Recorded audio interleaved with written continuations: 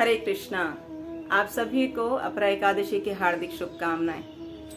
ज्येष्ठ मास के कृष्ण पक्ष में आने वाली अपरा एकादशी का वर्णन ब्रह्मांड पुराण में भगवान श्री कृष्ण और राजा युधिष्ठिर के संवाद में आता है। एक बार राजा युधिष्ठिर भगवान श्री कृष्ण से पूछते हैं कि हे जनार्दन, ज्येष्ठ मास के कृष्ण पक्ष में आने वाली एकादशी का क्या नाम है और इस एकादशी व्रत को करने की क्या विधि है, आप विस्तार से बताएं।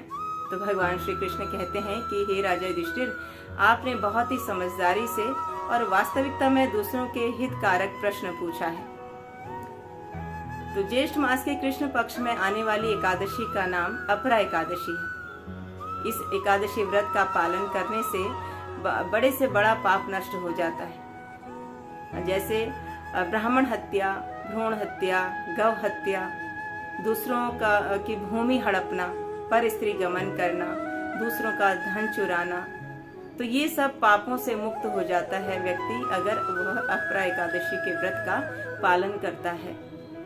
क्षत्रिय को युद्ध भूमि से अगर वह भाग जाता है तो उसे नरक का द्वार मिलता है।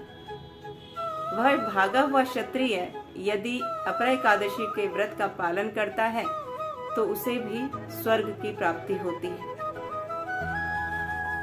और भगवान श्री कृष्ण ने कहा कि हे युधिष्ठिर, जो शिष्य अपने गुरु से ज्ञान अर्जित करने के बाद उसी गुरु की निंदा करता है, वह शिष्य, उस शिष्य को पाप की राशियां मिलती हैं। अगर वही निंदित शिष्य जो है वह अपरा एकादशी के व्रत का पालन करता है तो वह भी इस पाप से मुक्त हो जाता है। तो अपरा एकादशी के व्रत का पालन करने से बहुत सारे पाप नष्ट होते हैं। पापों को करने की प्रवृत्ति जो है वो भी नष्ट हो जाती है। तो जो फल हमें तीर्थ स्थानों में स्नान करने का, जैसे कि काशी में शिवरात्रि व्रत का पालन करने से, गया में पिंडदान करने से, कुरुक्षेत्र में ग्रहण के समय ब्रह्म सरोवर में स्नान करने से ये सारे फल प्राप्त होते हैं, वही सारे फल हमें अपरा एकादशी का व्रत पालन करने से प्राप्त हो जाते हैं। तो हमें नियम पूर्वक इस व्रत का पालन करना है। एकादशी व्रत के दिन हमें अधिक से अधिक हरे कृष्ण महामंत्र की माला करनी है, नियमों का पालन करना है, अत्यधिक भगवान के बारे में श्रवण करना है, अध्ययन करना है। तो इस प्रकार कार्य करने से हमारे सारे पाप जो है वो नष्ट हो जाते हैं।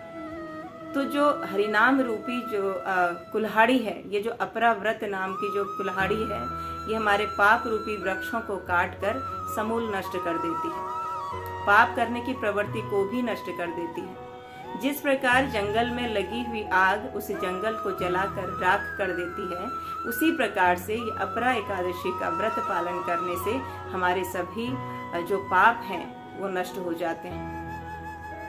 एकादशी के दिन हमें अपने शरीर की जरूरतों को कम करना चाहिए और अध्यात्म में उन्नति के लिए, भगवान की प्रसन्नता के लिए अधिक से अधिक हरिनाम जप करना चाहिए, कीर्तन करना चाहिए, श्रवण करना चाहिए।